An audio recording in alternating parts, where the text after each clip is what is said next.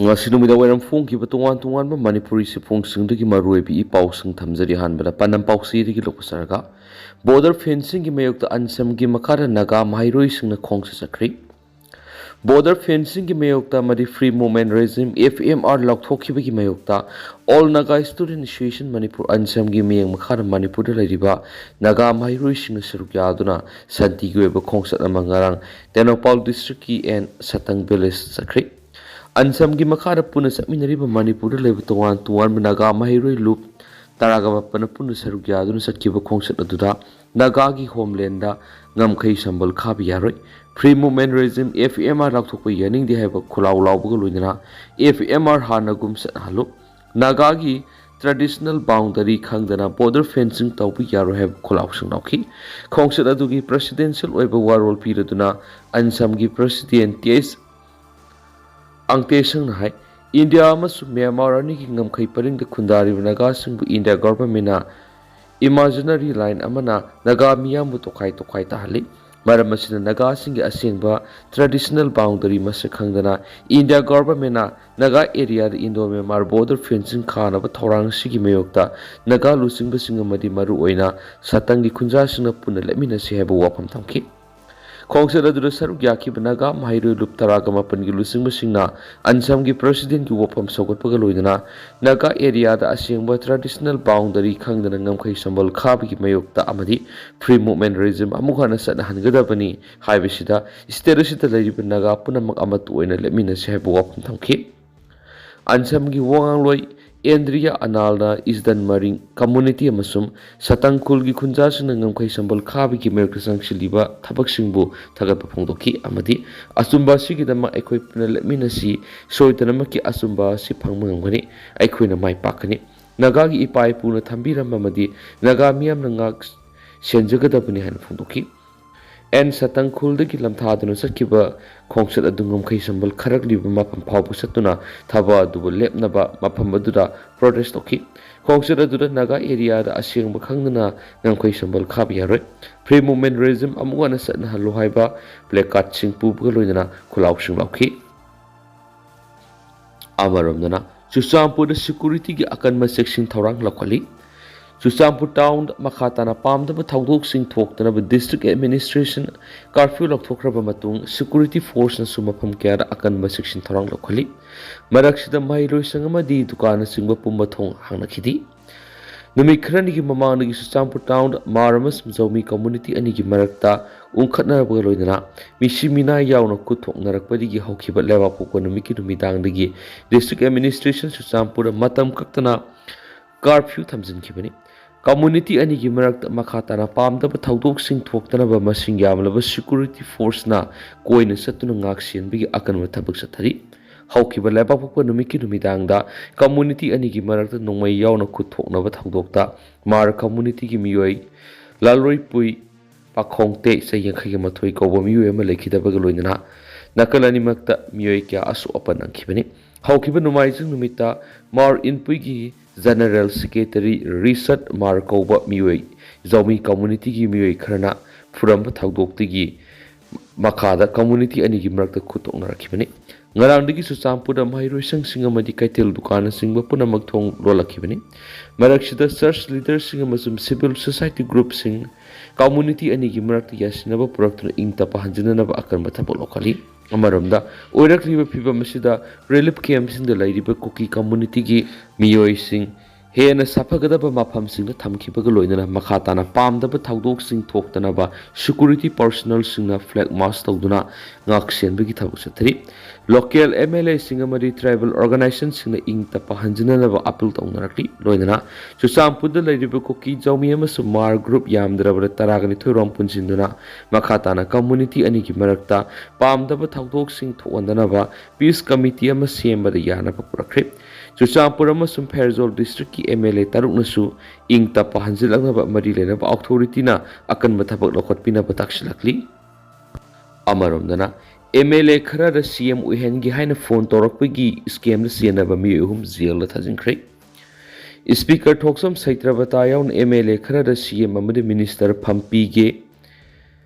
haina phone tawsilakpaga loinana yamlaba selgi demand torakpagi scam da senaba mi hum kotna judicial custody thajingkhri judicial custody thajingkhraba mi hum adudi Uttar Pradesh ki Ita district ki manung sanba Niduwari kaladagi Ubais Ahmed Chaitaraga mapan apokpa Sagir Ahmed East Delhi gi Gazipur Sapera Basti Garoli digi Gaurav Nath Chaitaraga mapan apokpa Udam Singha Madi Mayur Bihar Phase 3 dagi Priyanshu Pan Chaitaraga mapan hari miyoi singasi Delhi Police na pharba matung Manipur Police na formal arrest tawduna thasi gi tarad Imphal purakibani Ubais Gaurav amadi Priyanshu Imphal puraklaba matung March taraga mathoi court puthoktuna makhatana wohong pong chathanaba police custody de remand lautharakibani ngasi amu hana court puthoklaba matung judicial custody de thajingkibani Padmayabadi Nongthomam Birena February Mapanda Chief Minister Phamdagi resign tokraba matung Union Home Minister Amit Shah gi masanopa Jai Shani haina saktak sabaga loinana MLA Kharada Chief Minister amadi Minister Phampige lupa crore mari piu haina phone tawholakpi scam satharakibani hari Manipur Top Channel gi maikaidagi maruebi I pausing mayamda thamjari hanbada kanglaipa ki mairadi gi lokosaraga Crore taraga mariga point sahunga kungani thoi kai thoktura semjin sajinbagi thabak sathariba jiribam to Imphal Railway project ki thabak hakthengna yengsinkhrai North Eastern Frontier Railway ki General Manager Ratan Kumar Srivastavan Lusingba amana None district ki manungsana lairiba Khongsang Railway Station ki hausi oiriba phibam hakthengna yengsinkibaga loina Lupa crore taraga mariga point sahunga kungani thoi kai thoktuna akanba mawongda semjin sajinbagi thabak sathariba jiribam to Imphal Railway project ki thabak singsu ngarang yengsinkhrai General Manager Ratan Kumar Srivastavana lusingbu timaduna maru oina jiribam to Imphal Railway project ki oina semgaliba tunnel thong amadi railway line singing singki loinana jiribam Khongsang gi railway staff singasu unaduna wa tanaki ari Kilometer samaga taraga matui sangliba jiribam Imphal sigi manungda kilometer yankhiga mangaga point kunthraga taruk sangba jiribam Khongsang gi railway lami gi thabak loisinkibaga loinana kumja English singaniga kungani thoidigi commission tawkibani official oiba report ki matung ina project asigi anauba estimate cost oina lupa crore 22.274 khaktuna thamkhre madugi manungda kumja English singaniga kunga marigi March kunthraga matui fawbada lupa crore lising taraga mariga Samriga kunga homdoi kai thokre aduga financial year English singaniga kunga mari dagina kunga mangagi lupa crore lising amaga sanisu allocation tawkre hari amaromdana Supreme Court ki just mangana Manipur gi irangi phibam yengsinanaba lakadoriba sida kanglu khudimakna support tawbiyu ke megasandra Royal Bisar sa thagadoriba just amabu maitai ni haidun champur sangba yaro hai wapumasi ekoi punamaki mangjabani haiduna Supreme Court ki just mangana Manipur gi haujuk oiriba irangi phibam yengsinanaba lakdoriba khongchat sida kanglu phuru khudimangna support tawbinaba Manipur Pradesh Congress Committee MP CC gi President K Megas Chandrana appeal tarakli ngasi Imphal gi BT rota laiba Congress bogona pangthokpa pawgi mifum amada K Megas Chandrana pawmising hai All India Congress Committee AICC gi oina English singaniga kunga taruki January kunga taruk phawa sathagadaba year of the organization of Congress Party organization reorganization ki thabak sathanabagi manungsana Manipur Pradesh Congress Committee gi meketi wapam kathamki mangna hai lakliba March kunga tereta district Congress Committee gi president sing Delhi da satuna party organization gi manungsana pangtokadaba meeting sing saruk yagani loinana lakliba April 9 Gujarat ki Ahmedabad extended CWC member gi meeting asidana India gi state amadi union territory khudima ki president state in charge amadi Congress legislature party gi leader sing sarugagani mathang numit tang mapandana AICC gi member sing gi weba mifam pangthokana ki party reorganization asida booth level dagi horaga block level Congress committee district Congress committee PCC level frontal cell amadi MPCC gi office bearer sing su saruk yagani hanisu K Megas Chandrana permission da phomboki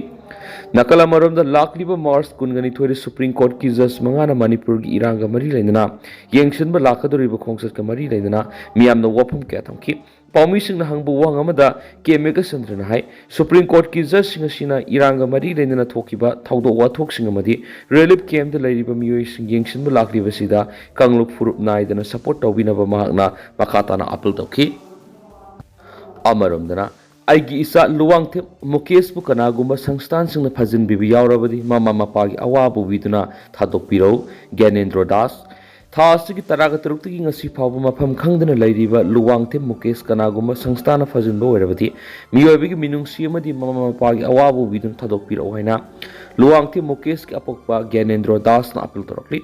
ꯍꯤꯔꯝ ꯑꯁꯤꯒ ꯃꯔꯤ ꯂꯩꯅꯅ ꯉꯁꯤ ꯀꯩꯁꯥꯝꯄꯥꯠ ꯂꯩꯃꯖꯝ ꯂꯩꯀꯥꯏꯗ ꯄꯥꯡꯊꯣꯛꯄ ꯄꯥꯎꯒꯤ ꯃꯤꯐꯝ ꯑꯃꯗ ꯂꯨꯋꯥꯡꯊꯦꯝ ꯃꯨꯀꯦꯁꯀꯤ ꯑꯄꯣꯛꯄ ꯒ꯭ꯌꯥꯅꯦꯟꯗ꯭ꯔꯣ ꯗꯥꯁꯅ ꯍꯥꯏꯈꯤꯕꯗ